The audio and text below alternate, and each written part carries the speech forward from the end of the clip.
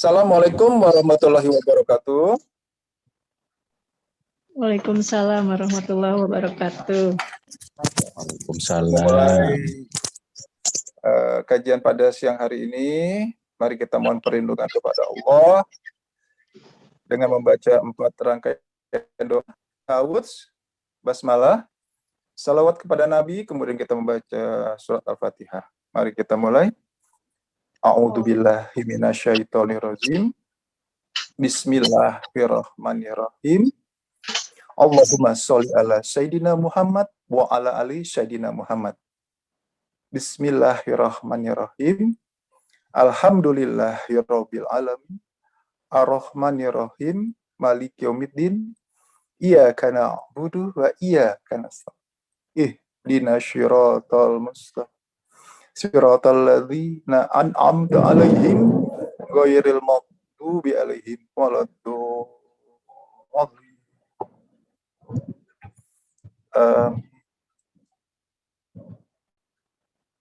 Asyhadu an la ilaha illallah wahdahu la syarikalah wa asyhadu anna Muhammadan abduhu wa rasuluh. Allahumma sholli ala Sayyidina Muhammad wa ala ali Sayyidina Muhammad. Segala puji dan syukur kita haturkan kehadirat Allah, berkat rahmat karunia dan hidayahnya, maka kita masih dapat dipertemukan siang hari ini dalam keadaan sehat walafiat. Tak lupa salawat dan salam kepada junjungan kita Nabi besar Muhammad Sallallahu Alaihi Wasallam beserta keluarga dan pengikutnya hingga akhir zaman. Sebagai rasa syukur kita, mari sama-sama kita membaca hamdalah dan salawat kepada Alhamdulillahirabbil alamin. Allahumma sholli ala Sayyidina Muhammad wa ala ali Sayyidina Muhammad. Terima kasih juga kami sampaikan kepada Bapak Edi Iskandar dan Ibu Aceh yang telah memberikan kesempatan pada kami dari Majelis Ridha Allah, di mana insya Allah setiap Rabu siang sampai dengan mendekat waktu asar ya, ba'da zuhur sampai dengan asar, kita ada kajian, kita talabul ilmi, kita saling diskusi, berdialog, yang sudah berlangsung lebih dari 1 tahun, hampir mendekat ke 2 tahun. Nah, untuk tema kajian pada hari ini agak unik. Kenapa? Karena biasanya yang kita bahas kan bagaimana kita menyikapi dalam menghadapi permasalahan, bagaimana kita menjalani kehidupan ini dari sisi manusia. Nah, sekarang coba kita lihat yang mungkin selama ini agak jarang dibahas, yaitu mengenai iblis.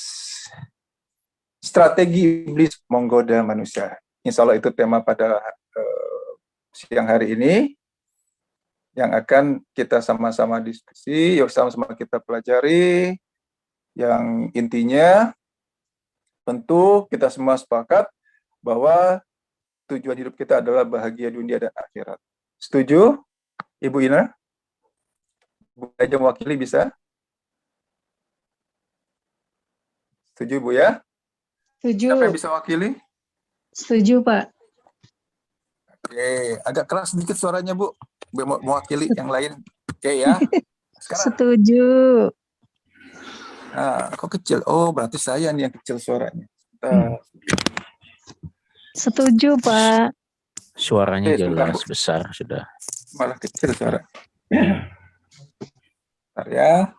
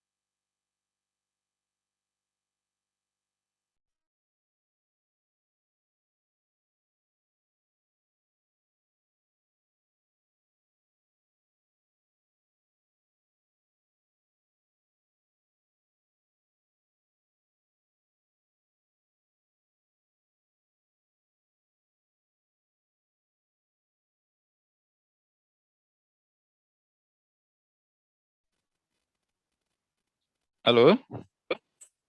Coba kita tes lagi, tadi suaranya kecil. Sekarang sudah jelas? Halo? Kurang jelas, Pak. Kurang jelas? Ya, Kurang jelas. Pakai earphone malah kurang jelas ini, Mas. karena Buat saya saya nggak jelas pakai itu. Ini lebih jelas ya? Oke, jelas. Oke, baik. Kita lanjut ya.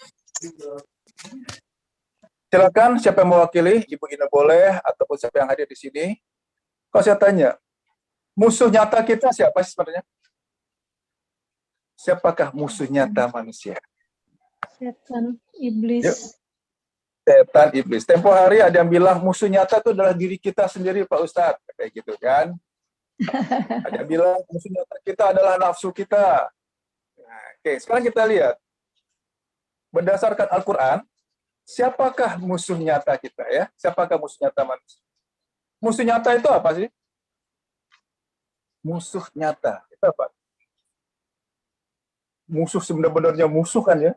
Benar-benar deh gitu kan, musuh nyata sebenar-benarnya. Gitu. Oke. Kita buka sekarang ayat Al-Qur'annya, Al-Baqarah ayat 218. Surat Al-Baqarah ayat 208. Assalamualaikum.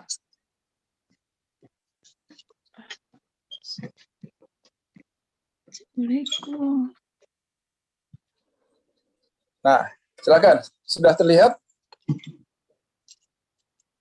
Siapa yang bisa bacakan? Bu Ina mungkin? Belum terlihat. Ini? Belum terlihat, Bentar Pak. lagi. Masih belum? Bentar lagi. Belum. Saya buka.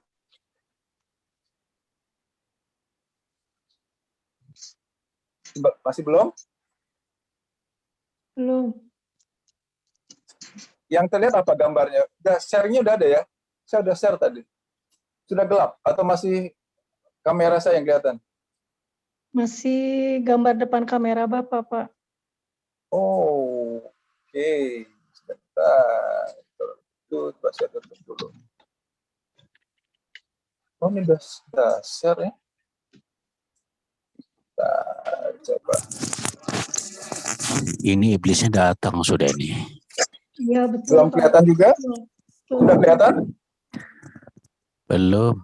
Kayaknya ada Masih belum? iblisnya datang sudah ini, Pak Ustadz. Makanya dari awal kita udah bilang dia mohon perlindungan sama Allah, gak suka dia nampaknya ya. Yang kita bahas ini musuh nyata sih ya. Aduh, oke. Kemarin kan gitu juga kemarin. Musuh nyata sih benar-benar. Oke, coba saya ulang lagi. Bismillahirrahmanirrahim. Auzubillahiminasyaitonirrajim. Bismillah. Harus ikhlas, Pak. Kayak begini nggak ada cara lain, harus ikhlas. Ya. Harus ikhlas. Al-Baqarah 208. Iblisnya nggak mau diceritain. Nggak mau dibahas ya. Ini timbul, kelihatan nggak? Al-Baqarah 208 ya, Pak. Nggak juga? Ya udah, kalau nggak juga, saya bacakan aja ya. Siap. Al-Baqarah 208. Tadi ada yang chat, musuh kita yang nyata adalah hawa nafsu di kita sendiri. Oke, kita lihat. Berdasarkan Al-Quran, kita lihat salah satunya adalah di surat Al-Baqarah ayat 208. Saya baca artinya. Wahai orang-orang yang beriman, masuklah ke dalam Islam secara keseluruhan. Dan janganlah kamu ikuti langkah-langkah setan. Sungguh, ia musuh yang nyata bagimu. Saya ulang. Wahai orang-orang yang beriman, masuklah ke dalam Islam secara keseluruhan dan janganlah kamu ikuti langkah-langkah setan. Sungguh, ia musuh nyata bagimu. Sekurangnya ada 7 ayat yang ada di dalam Al-Quran yang menyatakan bahwa musuh nyata manusia itu adalah setan atau iblis. Oke, saya tutup.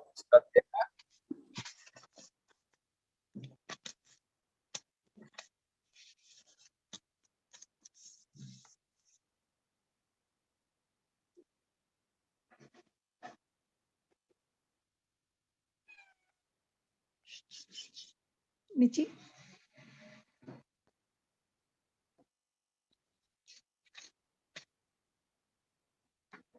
Kelihatan mana ya? Yuqasamkum ya ayyuhalladzina amanu khulu fis-silmi kaffah wa la tattabi'u khutuwati syaitan innahu lakum aduwwun mubin.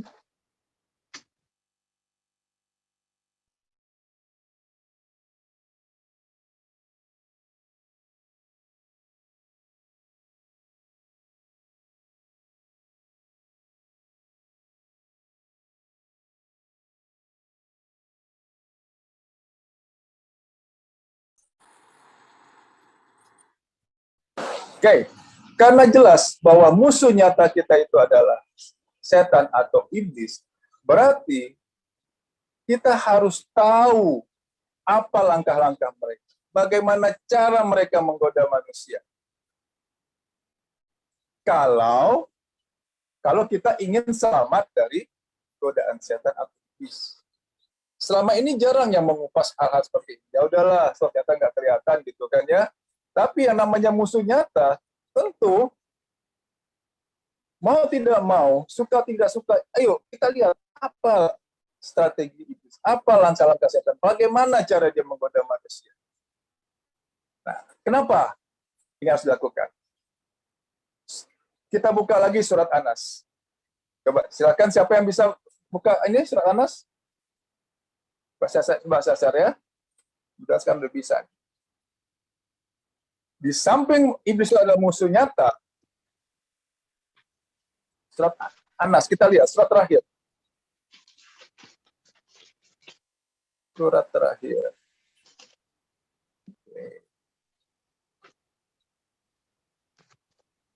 Surat terakhir.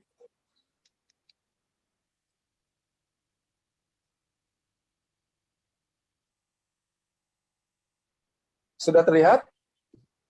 Sudah. Lihat Pak Ustadz. Lihat, keluar ya, kelihatan. Terlihat Pak Ustadz. Oke. Surat Anas, coba kita baca ya. Dari kejahatan bisikan setan yang bersembunyi, yang membisikkan kejahatan ke dalam dada. Min syarr waswasil khannas. Bersembunyi. Kalau bersembunyi, kita tahu nggak kondisi bahwa kita sedang digoda oleh setan? Karena bersembunyi. Mungkin nggak tahu Ustadz. Bukan mungkin. Kalau kelihatan itu namanya nggak bersembunyi itu kan. Yang bersembunyi kemudian membisikkan ke dalam dada manusia. Berarti di sini artinya yang namanya bersembunyi kita kan nggak tahu ya. Kalau kelihatan jelas, hadap-hadapan, face to face, kita tahu sedang digoda iblis, itu namanya nggak bersembunyi. Tapi surat Anas bilang bisikan setan yang bersembunyi. Setan yang bersembunyi dan membisikannya ke dalam dada manusia. Nah, sudah jelas musuh nyata. Musuh nyata kan benar-benar musuh kan, sebenar-benarnya musuh itu musuh nyata. Kondisinya bersembunyi. Kalau pas bersembunyi, kita sadar nggak kita sedang digoda oleh iblis? Karena bersembunyi. Tidak sadar, Ustaz. Nggak sadar. Kenapa orang bersembunyi? Kalau yang namanya tahu ya itu nggak bersembunyi, namanya terang-terangan kan gitu ya. Karena setan itu bersembunyi, makanya kita nggak tahu apakah kita sedang digoda atau tidak oleh iblis. Oke, saya tutup screen.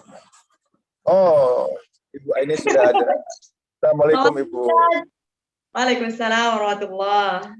Nah, jadi karena iblis itu adalah musuh nyata. Musuh nyata itu musuh sebenarnya. Musuh sebenar-benarnya musuh.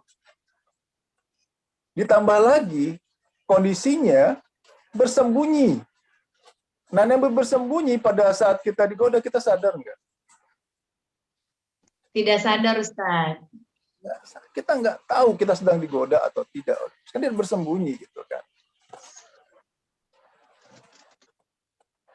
Nah, sekarang iblis musuh nyata. Yang kedua, bersembunyi.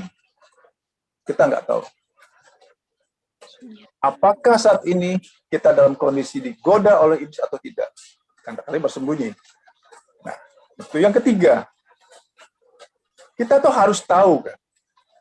Karena dia bersembunyi, kemudian dia musuh nyata, kita harus tahu lagi yang ketiga adalah apa sih target utama iblis? Apa target utama iblis menggoda manusia? Target utama itu gini. Misalkan Zionis Israel ya, Zionis Yahudi ya, Zionis Israel. Target utamanya apa? Menguasai daerah Palestina kan gitu ya. Menjajah, menguasai daerah Palestina itu target utama. Nah, sekarang saya tanya, apa target utama dalam menggoda manusia? Merusak keimanan kali. Membuat manusia malas. Oke, ada lagi yang lain? Di Al-Quran jelas kok. Jadi targetnya itu goalnya sebabnya ini loh. Target utama terakhirnya dia akan ini. Membuat manusia malas beribadah. Malas beribadah itu salah satunya. Bukan target utama. Neraka. Merusak keimanan. Merusak Target keimanan. utama manusia masuk neraka. Nah, oke. Kita lihat lagi di Al-Quran. Ini dia. Menghalangi Berarti- di jalan yang lurus. Nah, ini dia betul. Oke, kita Supaya buka dia ya. supaya dia ada temannya di neraka mungkin Ustadz. Ujungnya betul. Ujungnya adalah menambah Menghalangi. pengikutnya bareng-bareng dengan iblis setan di neraka. Kita lihat di Al-Quran. Surat 7 ayat 16 dengan 17. Bu Aini mungkin bisa bantu baca nanti ya. Ini adalah surat 7 Ayat ayat 16 dan 17. Ayat ini menjelaskan target utama iblis itu apa. Zionis Israel, target utamanya apa? Menguasai wilayah Palestina, gitu ya. Nah, kalau iblis apa target utamanya? Coba kita buka surat 7 Al-A'raf ayat Dia akan 16. mendatangi mereka. Iblis menjawab, karena engkau telah menghukum saya tersesat. Saya benar-benar akan menghalang-halangi mereka dari jalan engkau yang lurus. Oke. Pelan-pelan Bu, pelan-pelan dibaca Bu. Ini udah kelihatan share screen-nya?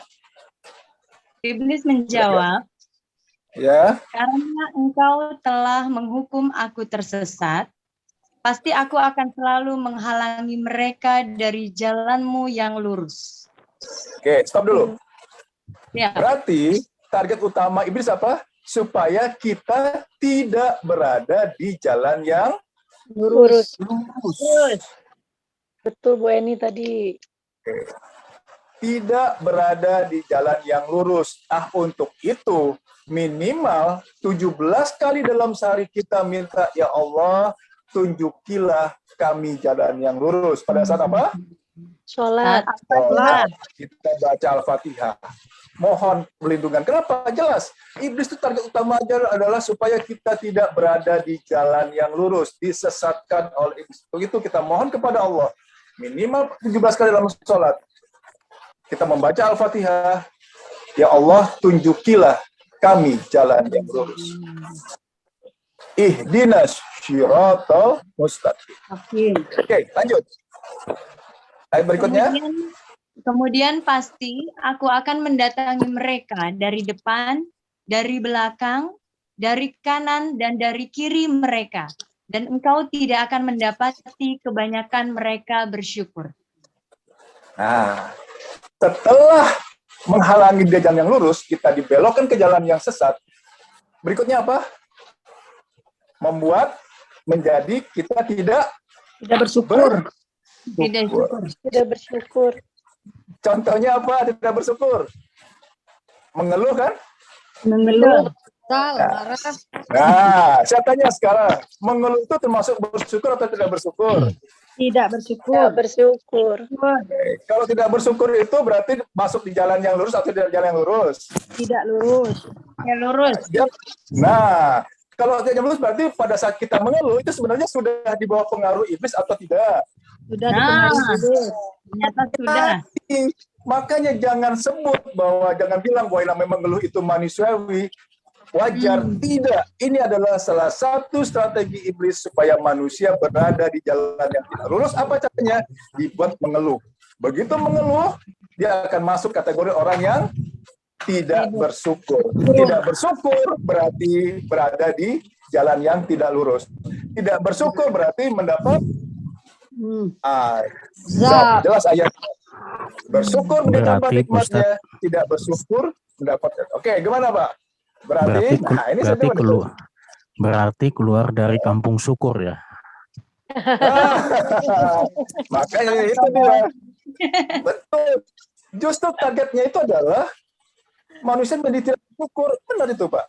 Jadi mengeluh, sedih, khawatir, itu kan ciri-ciri orang yang nggak bersyukur kan?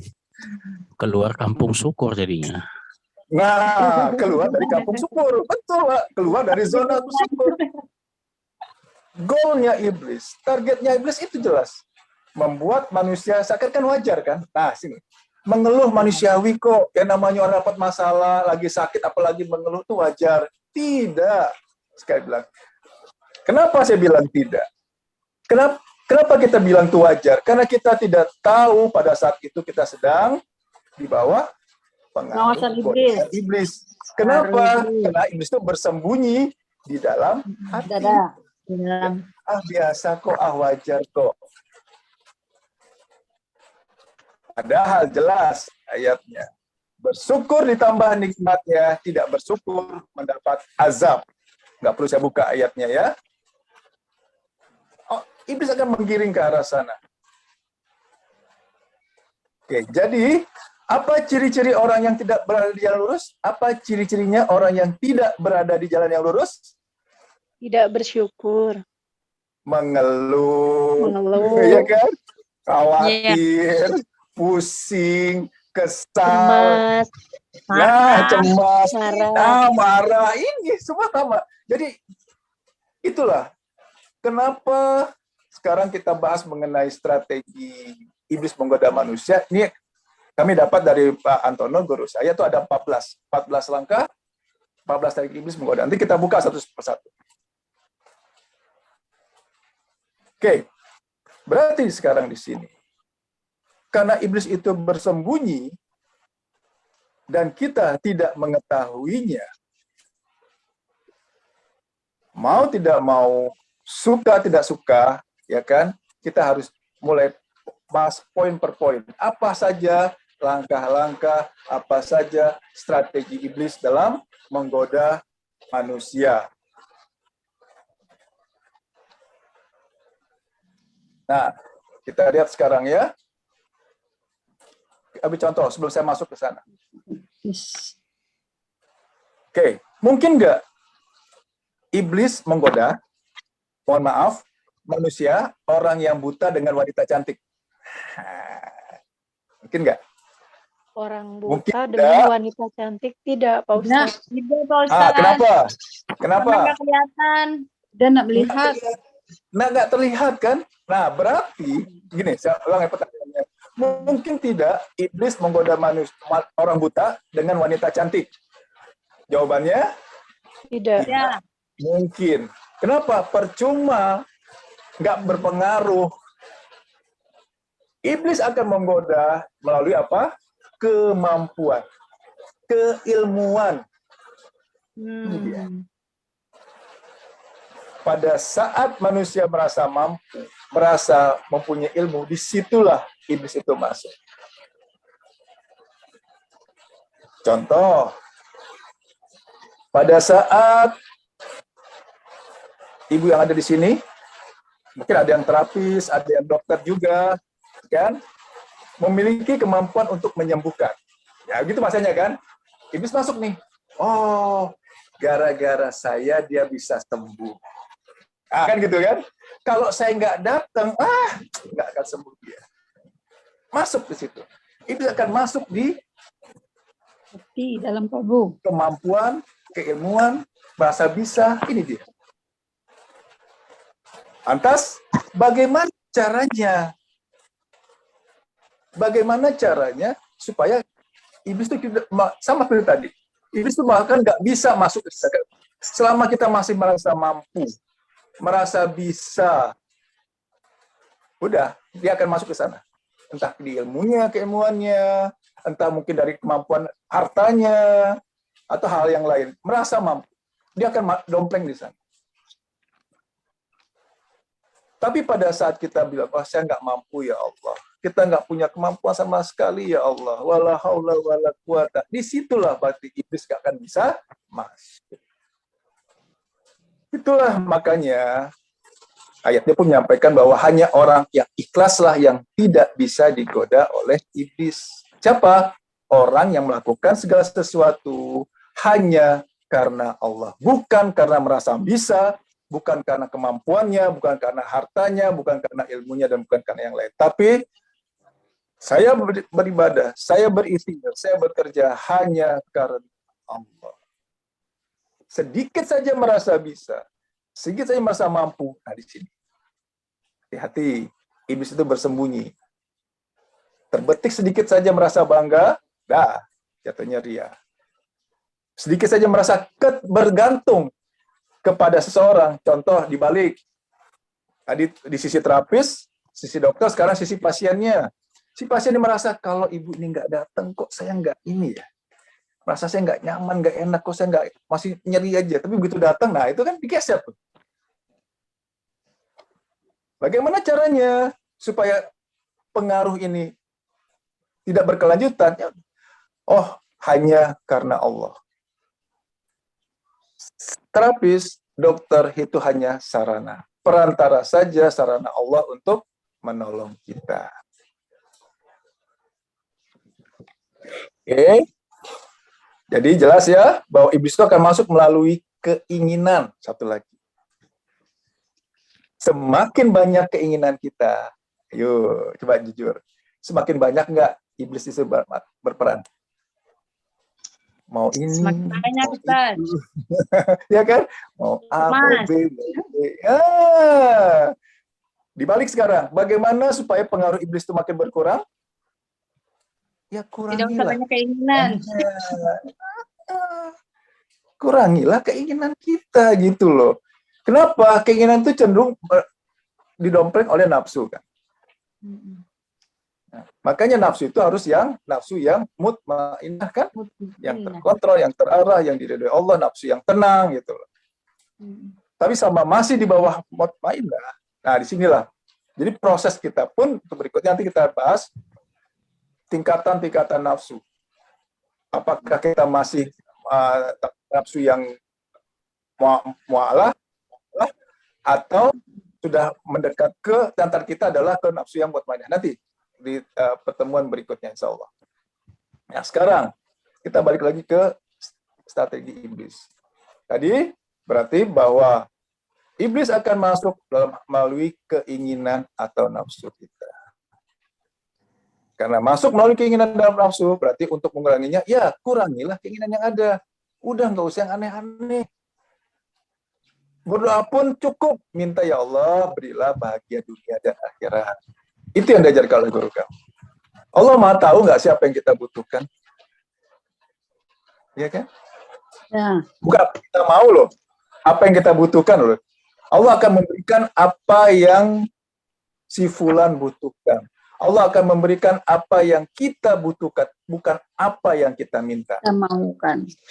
Nah, yang kita butuhkan itu juga belum tentu sesuai dengan apa yang kita minta. Setuju?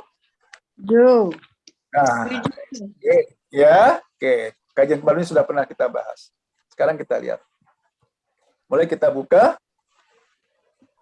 Strategi iblis menggoda manusia. Ada 14. Baik, saya share. Oke.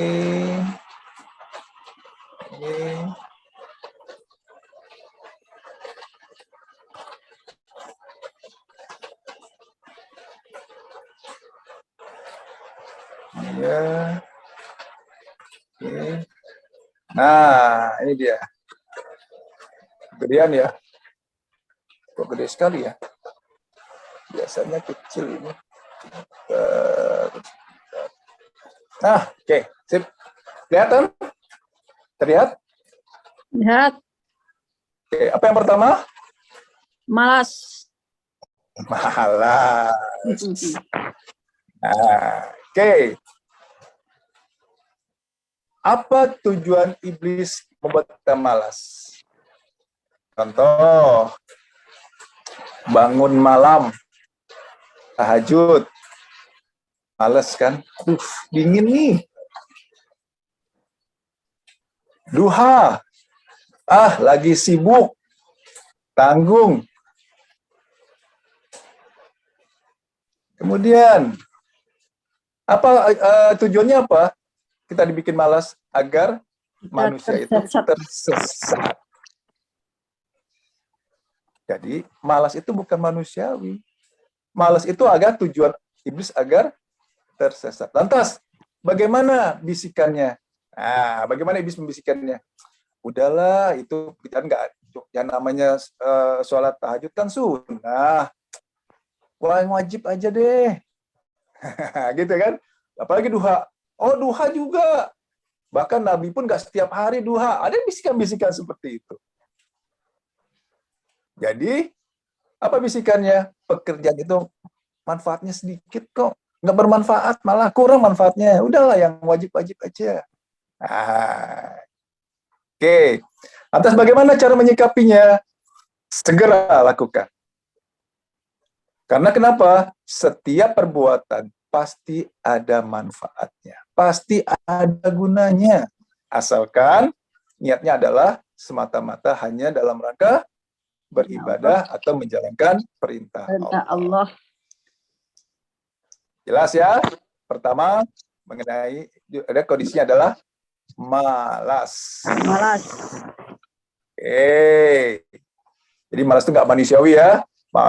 Malas itu adalah salah satu strategi iblis supaya kenapa? Supaya kita tersesat. Caranya bagaimana? Itu kerjaannya kurang bermanfaat kok. Yang wajib-wajib ya sudah, itu nggak penting.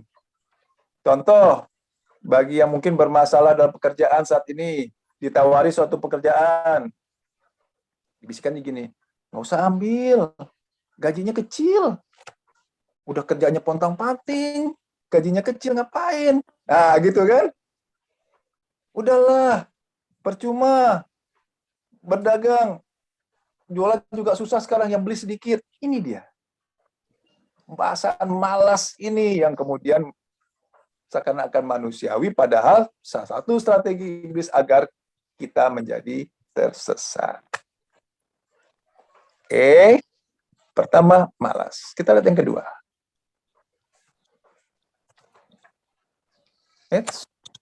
Yang kedua.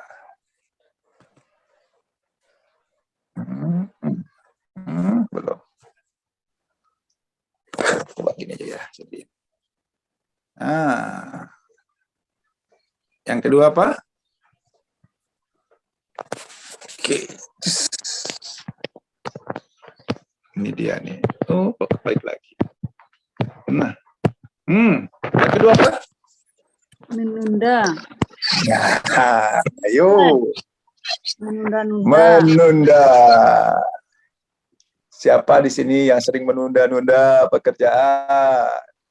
Saya, Ustadz. Ngaku aja dah. Ntar aja, tanggung. Ya. Masakannya belum ini nih, ntar lagi deh. Udah azan ya. Bentar lagi, tanggung toh waktu zuhur panjang. Oh, tanggung nih. Masih dalam kondisi rapat, meeting. Oh, tanggung dalam perjalanan. Padahal kalau diniatkan bisa berhentikan di rest area. Ntar aja lah. Ntar. Nah, ini dia. Menunda. Apa ujung-ujungnya? Agar kita tidak melaksanakannya kan? Agar kita nggak mengerjakannya kan? Bisikan iblis apa? Tunda aja kok. Ntar kan bisa. Nah, kan gitu ya. Bukan nggak melakukan loh, dibisikin iblis. Ntar masih ada waktu kok. Nah, aja. Masih panjang kok waktunya. Lantas bagaimana penyelesaiannya? Segera berbuat. Karena apa? Pekerjaan tidak akan selesai jika kita tidak memulainya. Nah, demikian juga untuk yang bermasalah dalam keuangan. Lakukan, walaupun itu kecil, sederhana, mulai. Jangan tunda dulu, jangan bikin sampai udah persiapannya udah dulu, yang pasti ada yang kurang, masih ada yang kurang. Nah, menunda tadi itu ada salah satu bisikan iblis. Bisikan iblis. Nunda. Hati di sini. Oke. Kemudian kita masuk yang berikutnya. Yang ketiga. Nah, itu. Ketiga. Nah, ini dia nih. Oke. Apa? Tidak percaya. Bukan. Apa nih? Bentar dulu. Oke. Oh, iya. Oke, yang kedua ya. Tidak percaya. Nah, tidak percaya. Nah, ini dia. Jelas ya? Terbaca ya? Saya sendirikan sekarang. Jelas ya? Apa tujuan iblis buat manusia nggak percaya? Agar kita tetap menjadi orang yang bodoh. Kemudian, udah kita nggak akan ada perubahan-perbaikan. Contohnya apa? Pada saat disampaikan ayat-ayat Al-Quran, kemudian, masa sih? Nah, kan bisa gitu kan? Apa iya ya? Nah, bisikan iblis itu begitu menyampaikan. Apalagi bicara pengetahuan, ya. Itu belum tentu benar kok. Nah, bagaimana caranya? Nah, pada saat kita menghadapi suatu kondisi, kalau Al-Quran jelas ya, terima, dengar, laksanakan. Nah, kalau kemudian terkait di kehidupan kita sehari-hari, pada saat kita mendapat masukan, misalkan gitu ya, bagaimana caranya menyelesaikan entah problem keuangan atau apa, jangan bilang, saya nggak percaya. Pelajari dulu. Benarkah atau salah, itu harus ada bentuk evaluasinya dari setelah kita jalani, kemudian kita pelajari, dan jangan langsung ditolak. Orang biasa kan langsung nolak kan? Nggak bisa nih. Nggak mungkin nih. Nggak mungkin kok utang saya sedemikian banyak bisa lunas. Nah, ini dia. Selama masih berasa hal itu tidak mungkin, berarti kondisi kita, ya itu tadi. Kita akan tetap istilahnya bodoh. Kenapa? Tidak ingin merubah diri kita menjadi yang lebih baik. Bagaimana caranya? Ya udah, begitu ada masukan, kerjakan, jangan tunda lagi, kemudian baru pelajari, evaluasi. Lanjut ya. Kemudian, nah ini nih. Sok tahu. Nah, sama seperti yang tadi. Karena kita merasa banyak ilmu. Udahlah, nggak usah ikut pengajian lagi. Kajiannya sama aja kok. Sholat, ya saya udah sholat kok selama ini. Ini. Bisikannya adalah gini.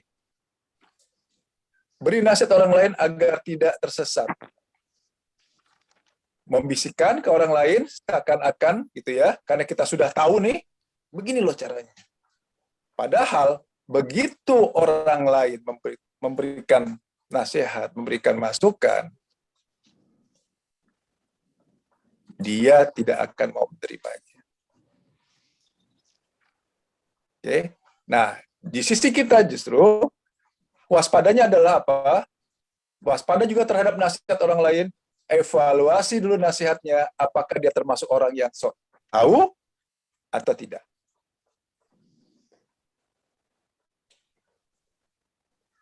Oke, sebelum saya lanjut ke yang lain, ada ini sampai so tahu ya. Ada yang ingin ditanyakan mengenai strategi iblis? Langkah-langkahnya, cara-cara iblis menggoda manusia? Kalau nggak ada, saya lanjut. Setelah sok tahu apa sih strategi iblis, kita lihat.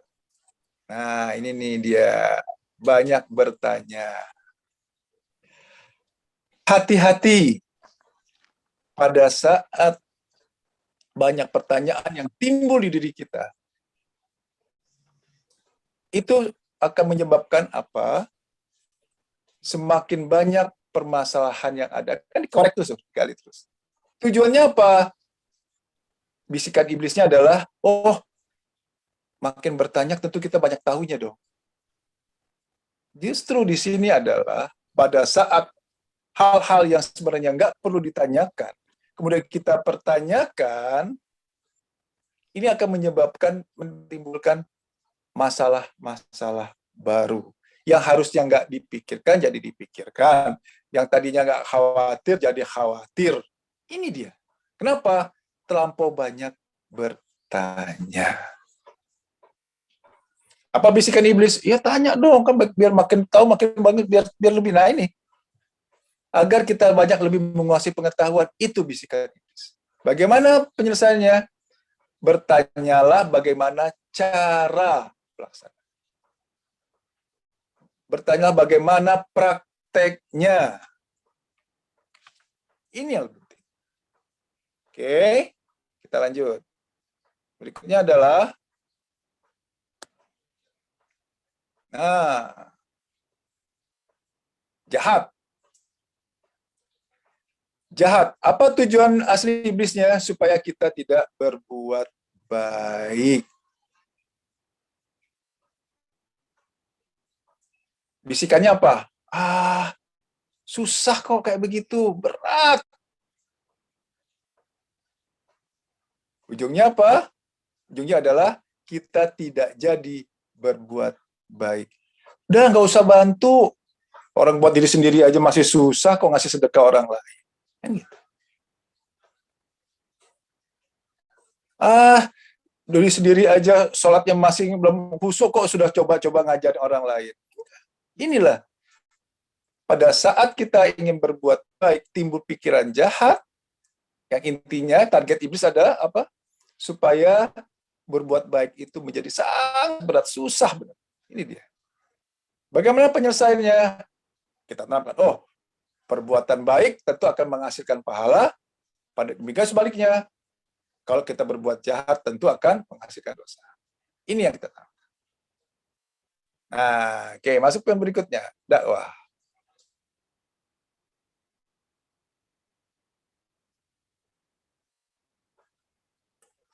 Oke, ini khusus buat, saya rasa bukan pendakwah juga ya, masuk juga mungkin yang selama ini menjadi terapis atau ya yang intinya ya, sebagai penasehat mungkin ya konselor atau apa. Ya ini. Oke. Apa tujuan asli iblis?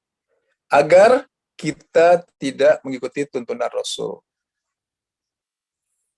Oke, pada saat kita menyampaikan sesuatu, baik pendakwah ataupun mungkin yang pengobatan dan terapis, tentu kita ingin tindakan kita sesuai dengan apa yang Rasul contohkan.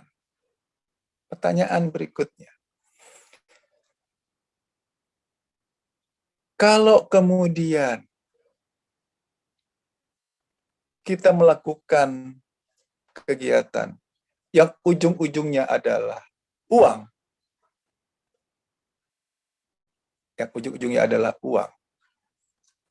itu jadi masuk kategori orang yang mengikuti tuntunan Rasul atau tidak? Ayo. Tidak. Kalau ujung-ujung uang. Kecewa, dikasih sedikit. Nah, ya kan? Bahkan ada begini juga. Kalau di kami ya, di Majelis Ridho Allah itu, yang namanya pendakwah, kami tidak boleh menerima amplop atau ini ya, apa istilahnya ya, insentif lah ya. Kenapa? Karena pada saat Rasul menyampaikan, pada saat berdakwah, beliau juga nggak ada kok menerima uang. Makan iya, menerima misalkan hadiah, mungkin baju ataupun apa yang lainnya, Rasul terima. Tapi begitu uang nggak ada. Kenapa? Dakwah itu bukan profesi. Kalau guru, dokter itu karena itu profesi, silahkan menerima insentif, silahkan menerima uang. Tapi pada saat dakwah, kami diperintahkan oleh guru kami untuk tidak menerima amplop dan isinya. Nah, itu dia. Oke, kita lanjut. Berikutnya. Pelit. Nah, ini. Apa tujuan asli iblis? Agar kita mencintai harta. Bagaimana caranya? Loh, kebutuhan kita masih banyak. Udahlah, utamaannya buat simpan dulu aja, nanti kalau ada apa-apa bagaimana. Apalagi kondisi COVID gini. Ya, sekarang udah aman. Kok tiba-tiba berubah lagi, kita memburuk? Ini dia. Lantas, bagaimana caranya? Bantulah orang lain selama kondisinya memungkinkan saat ini. Jangan tunda-tunda. Sebab kenapa? Suatu saat tentu kita akan butuh bantuan orang lain juga. Bantulah orang lain, karena suatu saat kita juga akan butuh bantuan orang lain juga. Oke, kita lanjut. Yang berikutnya mengenai peringatan.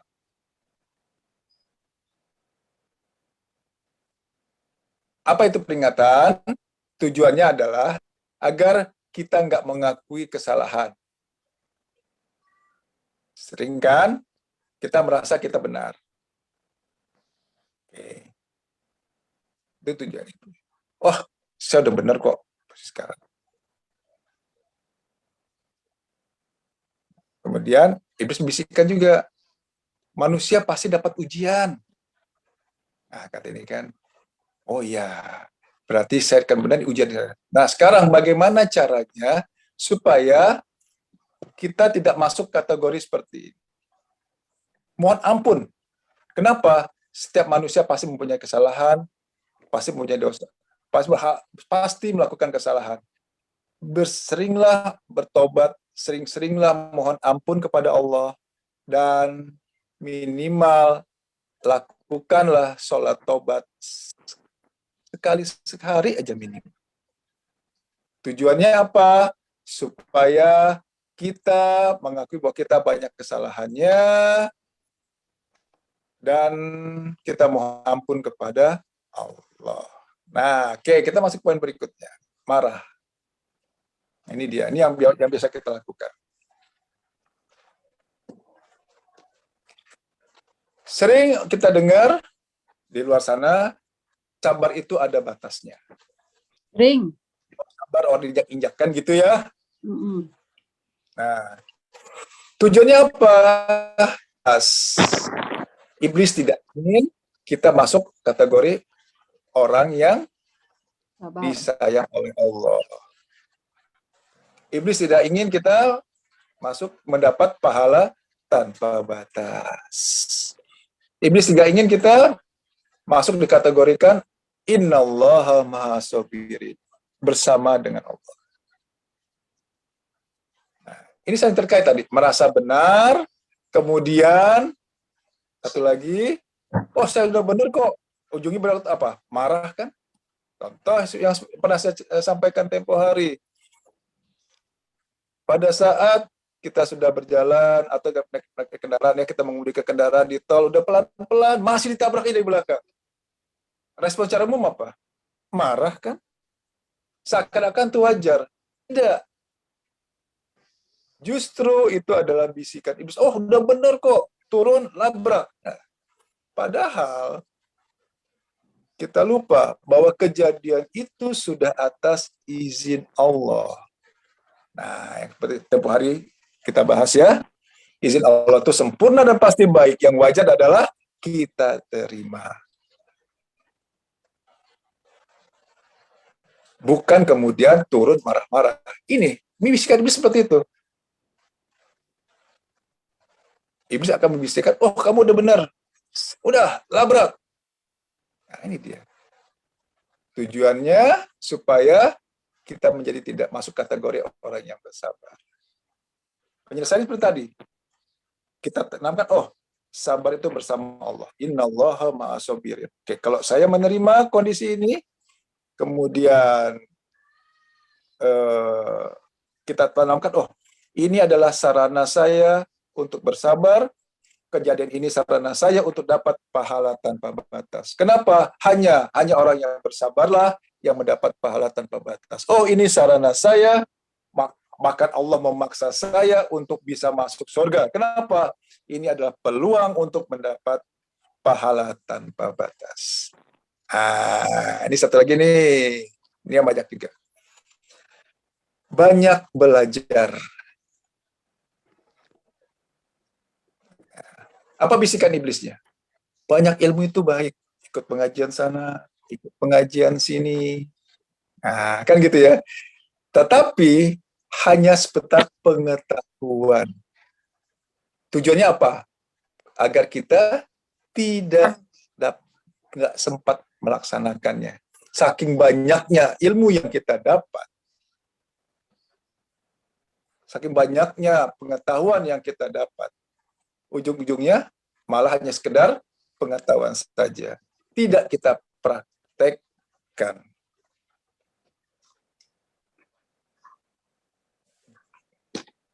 Oke. Nah, lantas bagaimana caranya? Pelajarilah pelajarilah ilmu yang memang terkait dengan kegiatan kita sehari-hari. Dan itu untuk diamalkan dan bisa dipraktekkan.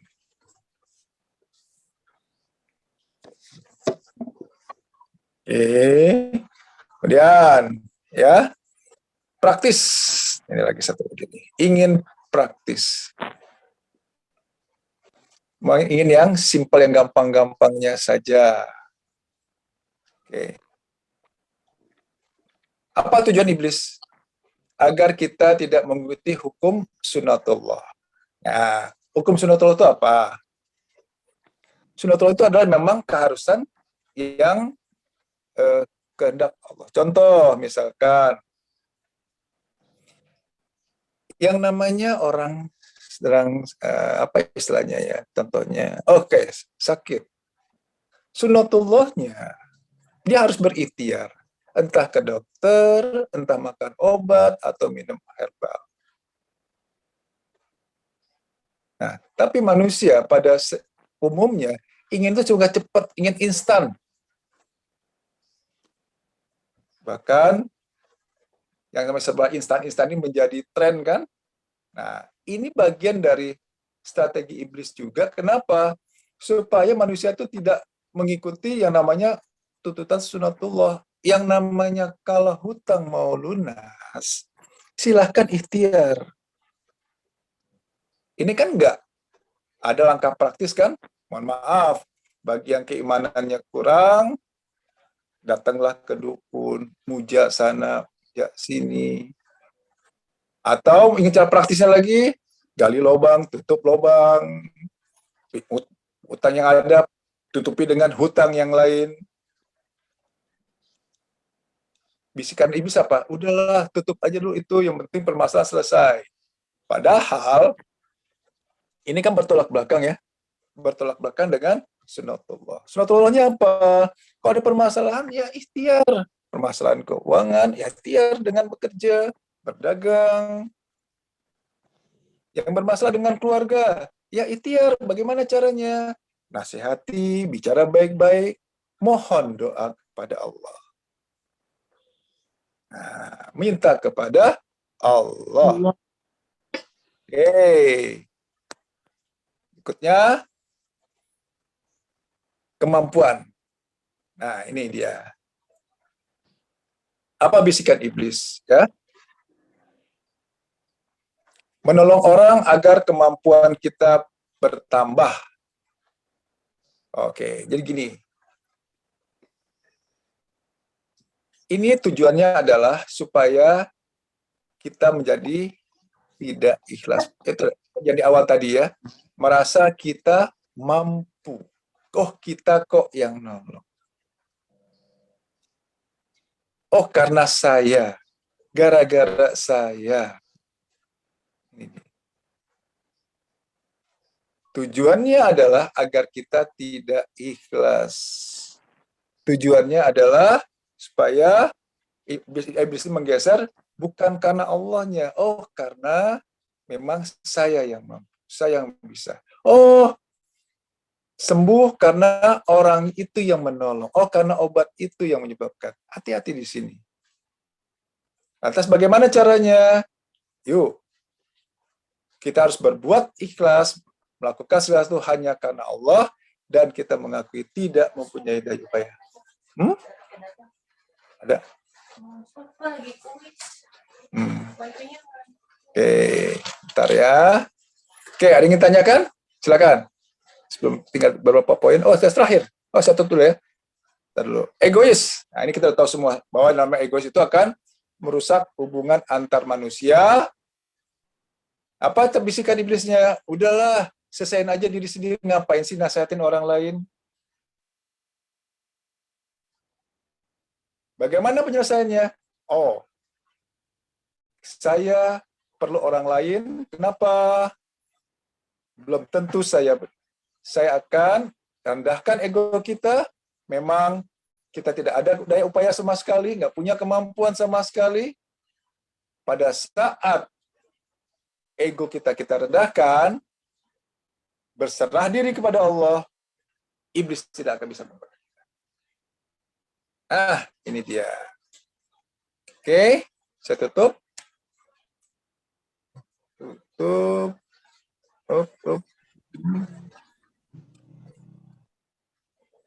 Oke. Sudah 2:30. Ada yang ingin ditanyakan? Jawab, Ustaz. Silakan. Baik, Bapak Ibu, silakan. Apabila ada yang bertanya, silakan raise hand. Saya akan open mic. Atau bisa langsung di open mic sebetulnya.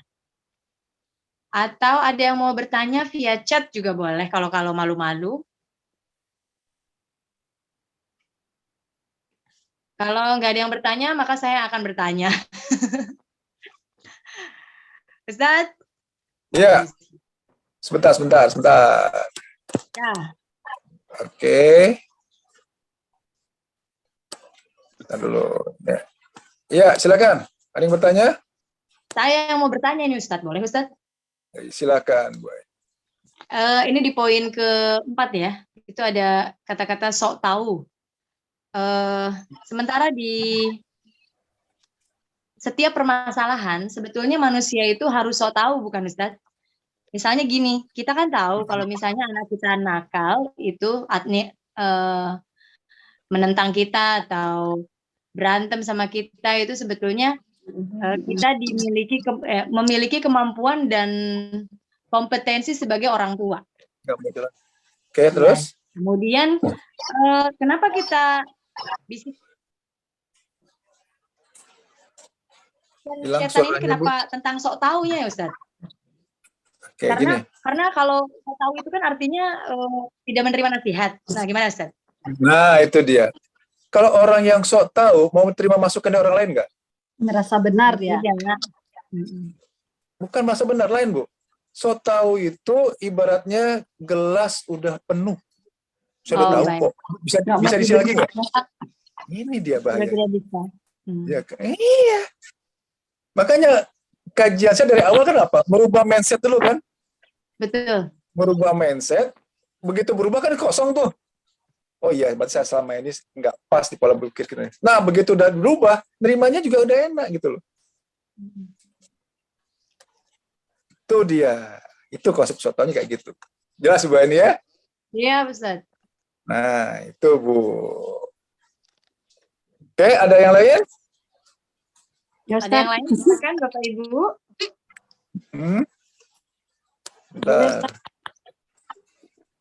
Bentar, yang lain silakan. Ya, boleh bertanya Ustaz. Boleh, silakan Bu. Oke, makasih Ustaz ya. Ya, Assalamualaikum silakan, Bu. warahmatullahi wabarakatuh. Waalaikumsalam warahmatullahi wabarakatuh. Ya Bu Eh, Teti. Ya, ini di masalah dakwah tadi Ustaz. Tadi Ustaz kan mengatakan seorang pendakwah itu kan tidak dibolehkan menerima atau apalagi meminta ya Ustaz ya. Nah, ini maaf bukan Ustaz ya, maaf ya. Ya, sekarang kan lagi banyaknya ini training itu Ustadz, ada banyak training semacam. Jadi sekali ada pertemuan training terus ada bayar sekian. Kadang-kadang ada orang yang mau ikut lantaran bayar, mungkin ekonomi juga nggak punya kan gitu Ustadz, jadi nggak ikut. Pertanyaan saya itu bagaimana hukumnya tuh Ustadz? Oke, gini Bu. Jadi bedakan antara dakwah dengan profesi ya. Misalkan itu pelatihan motivasi atau terlalu yang lebih ini guru lah ya, guru tahsin itu kan profesi, pengajar. Itu boleh. Ya. Cuma pada saat kenapa pendakwah ini Pak Guru melarang kita untuk menerima. Contoh gini lah. Contoh misalkan, yang paling gampang aja. Misalkan Ibu Teti biasa ngundang saya, kemudian saya dikasih 500.000 misalkan. Oke. Bu Aini biasa ngasih saya 1 juta misalkan. Nah, pas ngundang berbarengan, mungkin Ibu Teti yang ngundang duluan. Bu, ya kan? Bu Aini belakangan. Mana yang saya pilih? Itu dia bahayanya. Oke. Pada saat dia kan awalnya gini, oh ikhlas kok gitu ya. Nah mohon maaf nih mungkin agak sensitif, kenapa? Jadi terlepas ya, pendakwah yang lain mungkin ada yang terima, terserah. Tapi itu tadi nanti akan dikondisikan, akan terkondisi, akan terjadi di mana pada saat yang bersamaan akan ada pilihan. Bu Aini ngasih saya 1 juta. Bu Teti yang udah ngundang saya duluan masih cuma 500.000, mana saya pilih? Pilih 1 juta. Itu dia. Tuh yang kedua. Kemudian pada saat sudah terbiasa menerima, satu saat nggak dikasihnya kurang, kecewa nggak jadinya. Itu dia. Jadi dakwah itu bukan profesi. Tapi kalau kemudian taruhlah ada suatu kegiatan dakwah, tempatnya memerlukan sewa tempat, harus makan, gitu kan, sewa tempatnya, ya mau nggak mau kan kena biaya jadi.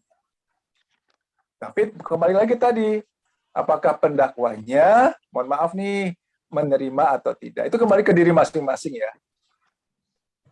Karena ini isu yang sensitif, jujur, karena dianggap wajar kok gitu kan, toh yang ngasih juga ikhlas gitu ya. Kan gitu bahasanya, saya ikhlas Pak Ustadz, iya kita bilang gitu kan.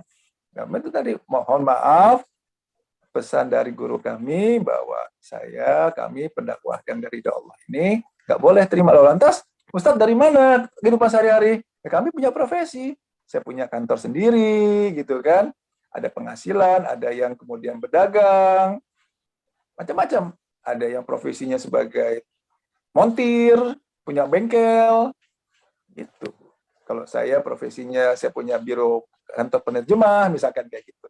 Jadi mau dakwah mohon maaf di musola yang kecil atau di masjid Jami Tablik Akbar, diundang di rumah salah seorang menteri, kami juga pernah, atau di rumah yang sederhana hanya 4 orang itu pun panas gerah gitu ya, sama aja loh, kita nggak terima uang kan, itu Bu, itu dia. Ya, memang kalau menurut pendapat saya itu tuh udah pas rasa Ustaz. Ya. Cuma ini statusnya Ustadz bukan profesi. Contohnya kan kayak saya belajar terus saya ngundang orang ke rumah, terus nanti orang ngundang ke rumah ada konsultasi, terus orang itu saya tagih uang gitu. Itu maksud pertanyaan saya tuh, tapi bukan saya Ustadz. Ya kembali ke diri masing-masing ya. Jadi ginilah, kalau niatnya dakwah, ingat itu. Dakwah itu bukan profesi. Ya. Tuh. Yang kedua, pendakwah itu tugasnya apa? Dia menyampaikan, dia perpanjangan ini kan, kelanjutan dari Rasul. Setelah Rasul, sahabat tabi'in, kemudian lanjut sampai ke generasi saat ini. Ya, pendakwah inilah yang dia menyampaikan, inilah perintah Allah, ini contoh dari Rasul. Nah, kalau kita memposisikan kita sebagai pendakwah, itu dia. Nasihat dari guru kami, tidak boleh menerima amplop dan isinya, bukan amplopnya Bu, isinya pun nggak boleh. Gitu Jadi ya. kembali ke orangnya Ustadz ya. Kembali ke orangnya lagi. Ya, Betul. Terima kasih Ustadz. Ya. Jelas ya? Oke. Mohon Ya, maaf nih agak sensitif isu ini nih. Jadi jangan dibandingin yang lain. Oh, yang lain ada kena tarif sekian. Ya udah gitu kan. Nah, itu dia. Tapi nggak apa-apa itu Bu. Jadi ketika kita kasih uang transport ya, kembali lagi ke ini.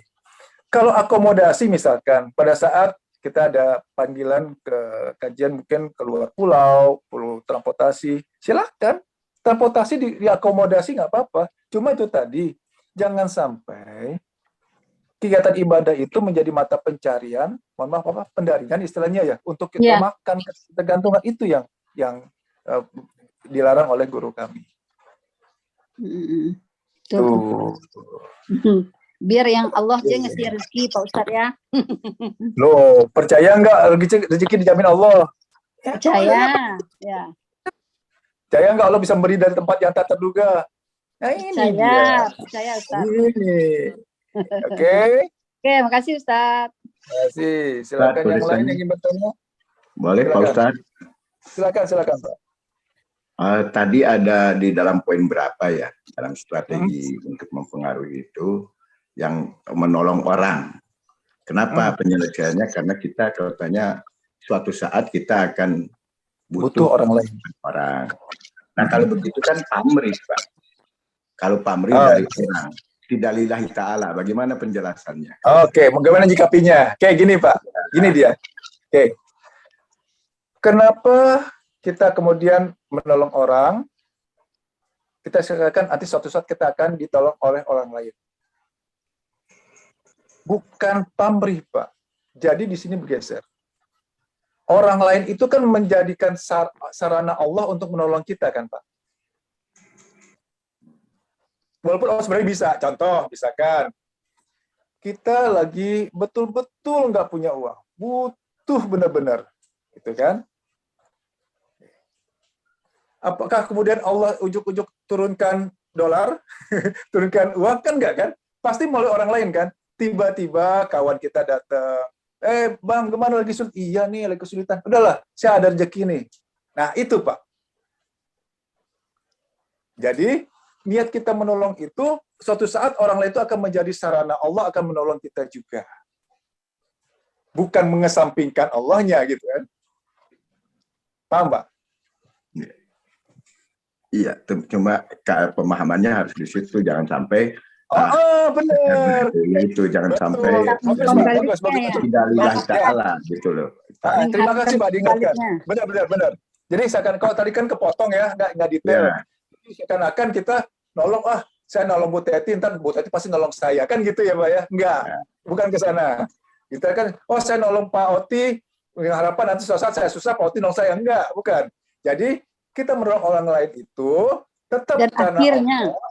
Nah, kemudian akhirnya kita butuh orang. Asalkan tergantung gini ya Pak. Nanti kan kita akan tetap suatu saat akan berhubungan dengan sesama manusia. Kita bukan manusia yang individu.